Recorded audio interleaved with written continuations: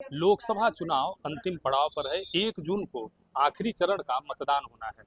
जिन सीटों पर मतदान होना है उनमें उत्तर प्रदेश की मिर्जापुर जनपद की लोकसभा सीट भी है, जहां एनडीए गठबंधन से अपना दल की प्रत्याशी अनुप्रिया पटेल हैं, जो तीसरी बार मैदान में है। वहीं समाजवादी पार्टी गठबंधन से, इंडी गठबंधन से रमेश चंद्र बिंद हैं, जो भारतीय जनता पार्टी में थे, भदोही से सांसद थे, लेकिन इस बार टिकट कट गया तो गठबंधन में आ गए। बहुजन समाजवादी पार्टी से मनीष त्रिपाठी यहाँ से प्रत्याशी हैं, जो चुनावी मैदान में हैं। मिर्जापुर का इतिहास ये भी रहा है कि यहाँ लगातार 3 बार कोई सांसद नहीं बना है, लेकिन क्या इस बार अनुप्रिया पटेल उस रिकॉर्ड को तोड़ेंगी, सांसद बनेगी? अन्यथा जो मिर्जापुर जिस मामले में जाना जाता है कि 3 बार इसने किसी को मौका नहीं दिया है इस लोकसभा सीट के लोगों ने, तो वो बरकरार रहेगा। हमारे साथ लोग हैं बातचीत करने के लिए, उनसे जानेंगे। क्या नाम है आपका? धर्मेंद्र ग्रहरी। क्या मुद्दा है इस बार धर्मेंद्र भाई? मिर्जापुर विकास की रेस में पिछले 10 वर्षों में माननीय मोदी जी की सरकार में आगे किया है और यहाँ पर रोड, बिजली, पानी, सड़क, स्वास्थ्य, शिक्षा और गरीबों के लिए खाद्यान्न की व्यवस्था मोदी सरकार द्वारा की गई है, जिससे जनता काफ़ी संतुष्ट है। विपक्ष जो है हल्ला मचाता है कि यहाँ पब्लिक के लिए कोई सरकार ने सुविधा नहीं किया है, लेकिन गवर्नमेंट ने जिसके लिए सुविधा व्यवस्था किया पब्लिक जनता काफ़ी संतुष्ट है। हमको उम्मीद है कि पुनः मोदी जी को सरकार बनने जा रही है। माननीय प्रिया जी मिर्जापुर से सांसद बनने जा रही हैं। मिर्जापुर के विपक्षी सांसद प्रत्याशी जो है माननीय रमेश बिंद जी हैं और पिछली इतिहास भूगोल उनका मिर्जापुर जनता जानती है। इतिहास भूगोल आपसे जरूर पूछेंगे। क्या नाम है आपका? इंद्रजीत यादव। क्या मुद्दे हैं मिर्जापुर के? मैं यह चाहता हूं कि वर्तमान में जो राजनीतिक परिदृश्य है, इसमें गुंडा माफिया और वो आपराधिक तत्व राजनीति में प्रवेश कर रहे हैं और कहीं न कहीं वो अपने दबाव में, अपने प्रभाव में लोगों को एडजस्ट करके चुनाव जीत रहे हैं। मैं संदेश देना चाहता हूं कि जनता, कोई भी पार्टी हो, अगर गुंडा माफिया किसी भी पार्टी से लड़ रहा है उसको वोट न करे और उसको हराए। ठीक है। मिर्जापुर के क्या मुद्दे हैं? मिर्जापुर के मुद्दे ये हैं कि देखिए 10 साल पहले, इसके पहले जो भी सरकार थी या जो भी यहाँ के सांसद थे, सत्ता में भी थे, उन्होंने पहले कुछ तो किया नहीं। वर्तमान समय में 10 साल से मान लीजिए कि हर क्षेत्र में लगभग काम हुआ। रोजगार के लेके यहाँ पे कुछ ऐसा किया नहीं गया है, जो कि इस बार ये बहुत बड़ा मुद्दा है और इसमें रोजगार मुद्दा है। क्या नाम है आपका? अजित कुमार मौर्य। अजीत जी, क्या करते हैं? ऑनलाइन शॉप है। रोजगार मुद्दा है मिर्जापुर का? रोजगार मुद्दा तो हमेशा से बनी हुई है। जनसंख्या बढ़ेगी तो रोजगार तो मुद्दा बना ही रहेगा। तो कैसा देखते हैं, सरकार उसमें सफल रही है कि असफल रही है? नहीं, सफल है। सफल है, काम भी हो रहा है। जैसा जो लायक उस तरफ मिल रहा है रोजगार। क्या करें? कहाँ से सफल है? यहाँ पे एक भी फैक्ट्री या फिर कोई भी ऐसा रोजगार यहाँ पे सृजित किया गया है? बताइए। पूछेंगे। क्या नाम है आपका? मेरा नाम हर्षित अग्रहरी है। हर्षित जी, क्या मुद्दा है मिर्जापुर का? मिर्जापुर में मुद्दा देख रहे हैं, सड़क हुआ, चाहे पानी हुआ, चाहे स्वास्थ्य को लेकर सब क्षेत्र में काम किया गया है और आगे भी इसमें काम किया जाएगा। यही सड़क थी 10 साल पहले, आप देख सकते थे क्या हाल थी। हम लोग जाते थे कोचिंग, मतलब कि सड़क इतना ज़्यादा खराब था कि जाते थे, आए दिन एक्सीडेंट वगैरह होते रहते थे। घर वाले कहते थे कि बेटा रात में मत आना, पहले ही आ जाना, क्योंकि सड़क जो हाल था। प्रतियोगी परीक्षा के लिए अगर हम बनारस या इलाहाबाद जाते थे तो कहते थे एक दिन पहले निकल जाओ, सड़क कैसा है। आज हम 2 घंटे पहले निकलते हैं और परीक्षा देके चले आते हैं। स्वास्थ्य के रूप में देखेंगे तो भी हमारे मतलब मेडिकल कॉलेज हुआ, चाहे विश्वविद्यालय हुआ, 50 बेड का आयुष हुआ या फिर डायलिसिस जैसे सुविधा मिर्जापुर में उपलब्ध हो गई हैं। एनपीएससी को देख रहे हैं कि पहले एनपीएससी पता ही चलता था कि गांव में एनपीएससी है, आज एनपीएससी की हालत आप भी देख रहे हैं। और भी काम किया गया है, काम किया जाएगा, आगे किया गया है। क्या नाम है आपका? अखिलेश। मिर्जापुर में ढेर सारे काम इन्होंने गिना दिए, मेडिकल कॉलेज, स्वास्थ्य संबंधित, सड़क, सारी चीज़ें। तो कुछ मुद्दा बचा है कि नहीं बचा? मुख्य मुद्दा रोजगार का मुद्दा है और माननीय अनुप्रिया पटेल जो हमारी वर्तमान सांसद हैं, वो उद्योग मंत्री हैं, उन्होंने कोई ऐसा इंफ्रास्ट्रक्चर नहीं इस्टेब्लिश किया है जिससे कि रोजगार सृजित हो। आज भी जो भी युवा वर्ग है वो कहीं न कहीं काम की तलाश में पलायन करके बाहर जा रहा है, मुंबई जा रहा है, गुजरात जा रहा है और मिर्जापुर में सब कुछ होते हुए भी उसको एम्पावर नहीं किया जा रहा है। कोई ऐसा इंस्टीट्यूट या कोई ऐसा इंफ्रास्ट्रक्चर नहीं बनाया जा रहा जिससे कि पलायन रुके। लोगों को रोजगार मिले। तो रोजगार जो है वही सबसे बड़ा मुद्दा है इस बार, और इसकी वजह से हम सब युवा परिवर्तन की तरफ देख रहे हैं, और इस बार परिवर्तन होके रहेगा। इस बार परिवर्तन होकर रहेगा। क्या नाम है आपका? जी, मेरा नाम रामनिवास उपाध्याय है। इस बार परिवर्तन होकर रहेगा, इनका कहना है। आपका क्या मानना मिर्जापुर से सांसद अनुप्रिया पटेल जी ही रहेंगी और यहाँ जीत 100% निश्चित हो चुकी है। लड़ाई है ही नहीं है। रही बात इनका ये कहना है कि रोजगार सृजित नहीं हो रहा है। आप बताइए, गवर्नमेंट स्वावलंबी बनाने के लिए तमाम प्रकार की योजनाएं निकाली हुई है। किसी भी बैंक में आप जाइए, 2 लाख 5 लाख रुपए का लोन किसी भी बिना गारंटी के साथ गवर्नमेंट दे रही है कि आप कुछ न कुछ कार्य करो, आगे बढ़ो। भैया हमको तो रोजगार आप देख रहे हो, क्यों नौकरी से ही रोजगार को आप तोल रहे हो। नौकरी की भी स्थिति ये है कि जिन विभाग में जितने पद खाली हैं उनके सापेक्ष जो है पद सृजित हो रहे हैं, एप्लीकेशन आ रहा है, आप एप्लीकेंट हो, एप्लीकेशन दे रहे हो, क्वालिटी डेवलप करो, आपको रखी है नौकरी। भैया ये कहते हैं स्वावलंबी बनाने के लिए जो मोदी सरकार है वो बैंकों द्वारा लोन प्रोवाइड कर रहा है, लेकिन भैया आप यहाँ मौजूद अगर 10, 12, 15, 20 लोग होंगे, अगल बगल चल जाइए, कोई एक बंदा बता दे कि इनको स्वावलंबी के तहत 5 लाख रुपए का लोन मिला है, क्योंकि मिलता नहीं है भैया। ये केवल बस होता नहीं हवाई बातें कि हवा में बोल दिए कि हम स्वावलंबी बनाने के लिए दे रहे हैं, मिलता उलता कुछ नहीं भैया, क्योंकि ये कहने से नहीं होता है। ये सरकार स्वास्थ्य और शिक्षा जो ये बात करते हैं पूरी तरह से विफल है, पूरी तरह से विफल है। अभी कहीं भी आप ठेले पे देख लीजिए, खुमचा को देख लीजिए, सबको लोन वितरित किया है गवर्नमेंट, सबको हमने लिया है, सबको मिला है। मैं खुद लोन लिया 5 लाख रुपए का, 5 लाख रुपए का लोन मैंने लिया है इसी इंडियन बैंक से, और मैंने कुछ भी नहीं दिया है, कोई रिकॉर्ड नहीं दिया गया। मेरी आरटीआर फाइल करता हूँ, गवर्नमेंट तो भारतीय जनता पार्टी को वोट देने के तैयार है, अगर हमको कोई लोन दिला दे यहाँ से दिलाने के लिए कोई नहीं सकता। ये केवल हवाई बातें है, ये कितना भी चिल्ला ले, ये कितना भी चिल्ला ले, लेकिन होना नहीं है, क्योंकि ये भारतीय जनता पार्टी की तरफ से ही तो बोलेंगे ही, मिलता उलता नहीं है भैया। किसी भी बैंक चले जाइए। माननीय सांसद जी उद्योग मंत्री हैं, भैया से हम एक सवाल पूछना चाहेंगे कि कौन सा ऐसा कारखाना, कौन सा ऐसा इंफ्रास्ट्रक्चर इन्होंने डेवलप किया है जिससे एक भी युवा को रोजगार मिल रहा है, जिससे कोई भी व्यक्ति जो रोजगार के लिए तलाश कर रहा है उसको रोजगार मिल रहा है? बताइए इनसे बस डालने का काम बीजेपी की सरकार कर रही है।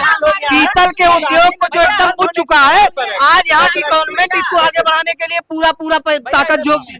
कालीन उद्योग की अगर ये बात करते हैं तो हमारे घर कालीन का काम होता है भैया। कालीन उद्योग जिस तरीके से ठप पड़ा है, जो पहले आज से 20 साल पहले कालीन का व्यापार चलता था, वो तरीके से आज कालीन का व्यापार नहीं चल रहा है। वो ऐसा इसलिए है क्योंकि मोदी द्वारा क्या कहते हैं, जो भी बड़े बड़े बिजनेसमैन है, अडानी, अंबानी और ये सब जो लोग हैं, वो पानीपत और रोहतक और ऐसे जगह जा जाके ये फैक्ट्री मशीनों वाला लगा दिए। हमारे मिर्जापुर का बेसिक जो कालीन का काम था वो हैंड का काम था, हैंडवर्क काम था।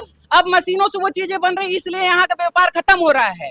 ये आगे जो भारत को रिप्रेजेंट करता है, जो कि भारत के राष्ट्रपति भवन में मिर्जापुर का कालीन हमारे मिर्जापुर का बनाया हुआ रखा गया है, लेकिन क्या अब मिर्जापुर वो चीजें दे सकता है? नहीं दे सकता है। क्यों? क्योंकि ये डिजिटल इंडिया कुछ है ही नहीं भैया। ये डिजिटल इंडिया क्या? एक डिजिटल इंडिया के बारे में एक बात बता दे, क्या है डिजिटल इंडिया? बताइए, इनका पूछना डिजिटल इंडिया क्या नहीं है। कैशलेस काम हो रहा है, बिना पैसे, आप पैसे नहीं है जेब में तो भी आपका काम हो रहा है। मोबाइल से लेकर जाइए, चाहे जहाँ लेकर घूम कर जाइए, ऐसा कैशलेस हो रहा है। तो ये डिजिटल इंडिया बन रहा है। अभी आप कैशलेस इंडिया की बात करते हैं, अभी आप कार लेने चले जाइए तो वहाँ कार वाला मैनेजर बोलेगा भैया हमको कैश में दे दीजिए, ऑनलाइन मत दीजिए। क्यों? क्योंकि इनका जो जीएसटी का पॉलिसी है ना भैया, कि 2 रुपए इधर से जीएसटी, 2 रुपए उधर से जीएसटी, कैशलेस का व्यवस्था करते हैं। कैशलेस चार्ज करने में भी ना भैया, कैशलेस में भी चार्ज देना पड़ता है। कुछ माइनस क्या करते हैं कि आपको 1% या क्या -0.5% उसका चार्ज देना पड़ता है, उसको हम अपने पास से देते हैं। ये कैशलेस इंडिया की बात करते हैं, बताइए। और रही बात ये कहेंगे कि शिक्षा, अभी तो ये बोल रहे थे कि यूनिवर्सिटी, कहाँ पे यूनिवर्सिटी डेवलप हुआ है भैया? 7 सालों में बीन यूनिवर्सिटी आपके मरियान की देवरी कला में बन रही है। इसके अलावा हर जगह शिक्षा की व्यवस्था को आप देखेंगे जो सुधार क्या स्थिति है यूनिवर्सिटी की? बन गई है कि अभी? अरे कार्य उस वक्त अग्रसर है, कार्य लगा हुआ है, आप जाकर के देख लीजिए। अभी हाल ही में 2 महीने पहले होते हुए भैया शांत रहिए, भैया थोड़ा बहुत सी जहाँ आप यूनिवर्सिटियों जाते का थे, सिलायंस होते भैया बहुत सी यूनिवर्सिटियों का हमने सिलायंस होते हुए देखा है, जो कि क्या कहते हैं बस सिलायंस होके नामात्र वहां पे सिर्फ ठप पड़ा है। और जिस दिन ये यूनिवर्सिटी बन जाएगा तब ये विकास की गंगा में उसको जोड़ देंगे। आपसे अभी पूछिए, इनका कोई आपसे विकास नहीं पूछिए है। कि आप अभी अपने यहाँ कितने आरजीएससी टाइम में राजीव आप आपसे मेडिकल कॉलेज पूछ बन करके तैयार हुआ? मेडिकल कॉलेज बन करके कितने दिन में तैयार हुआ भाई साहब से आप पूछ करके ये बताइए कि शिलान्यास कब हुआ था और शिलान्यास के बाद उसको बनने में कितना समय लगा? मेडिकल कॉलेज की इनको व्यवस्था 10 साल में सब कुछ चाहिए। मेडिकल कॉलेज की व्यवस्था बना दी गई, वो उसके एक ढांचा बना के खड़ा कर दिया गया है।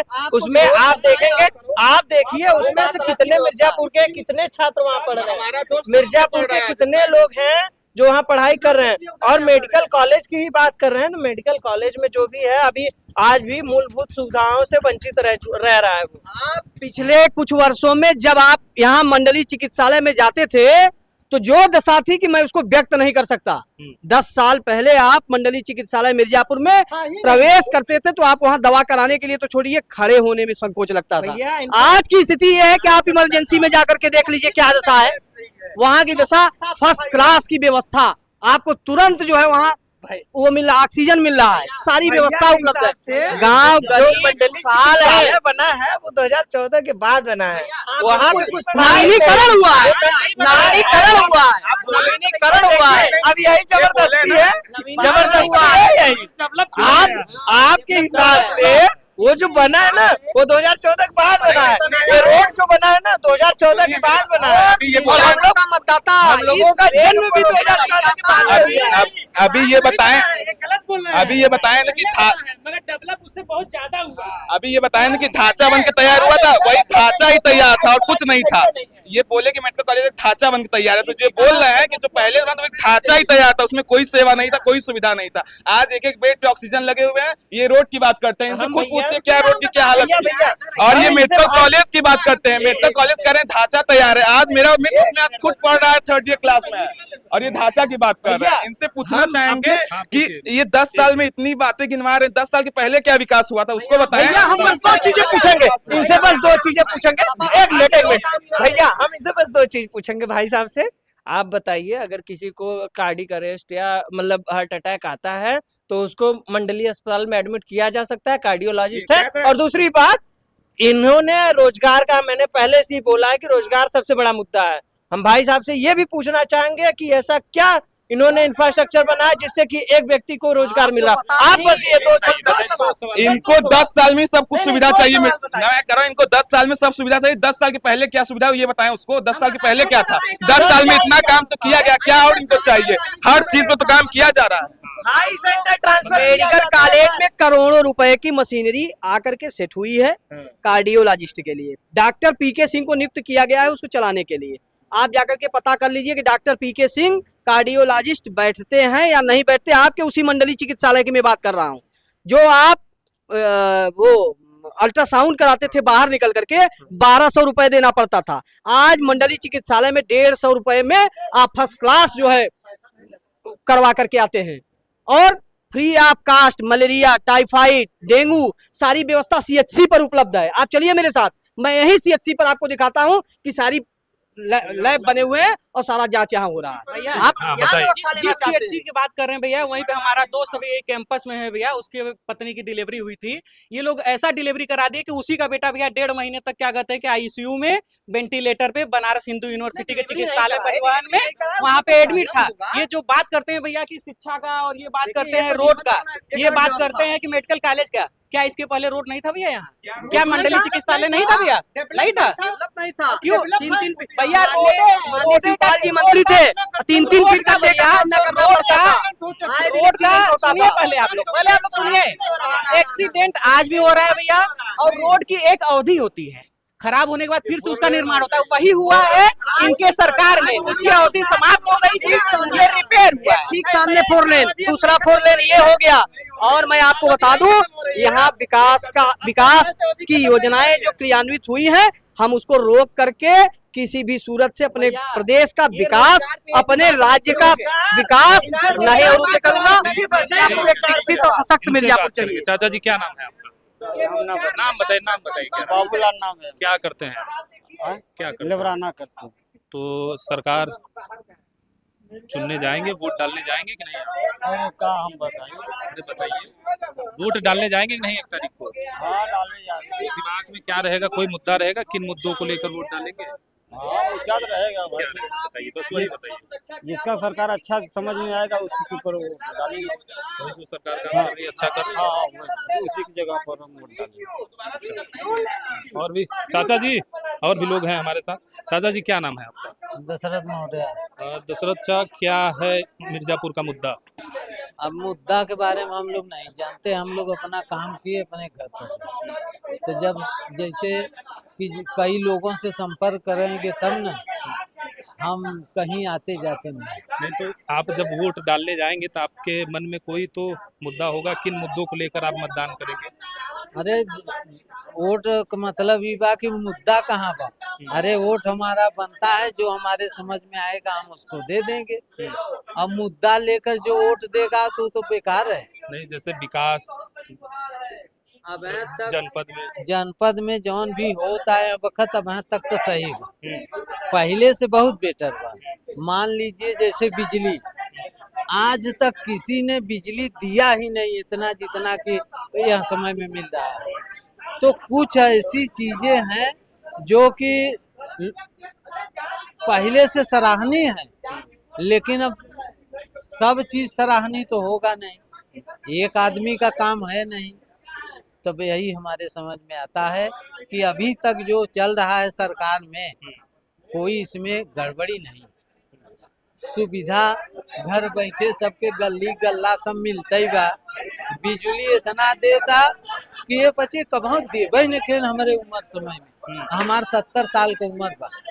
अब बिजली कैसी आती है? बिजली टॉप 10 पर बा। इन्हें बच्चे जे जब बतियात हैं ज्यादा, इनसे कह दे दिल पर हाथ धई के बोला कि बिजली कैसे आवता, गल्ला तो टाइम पे मिलता कि नहीं मिलता, प्रशासन में जात है तो सुनाई होता कि नहीं होता।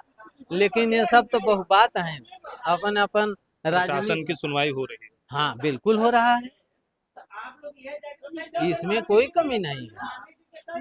ठीक है, तो सुना आपने मिर्जापुर लोकसभा सीट से, जहां पे लोगों से हमने बातचीत किया, लोगों ने बताया कि इस बार मतदान किन मुद्दों पर होना है। Mangla Tiwari, PTC news, Mirzapur.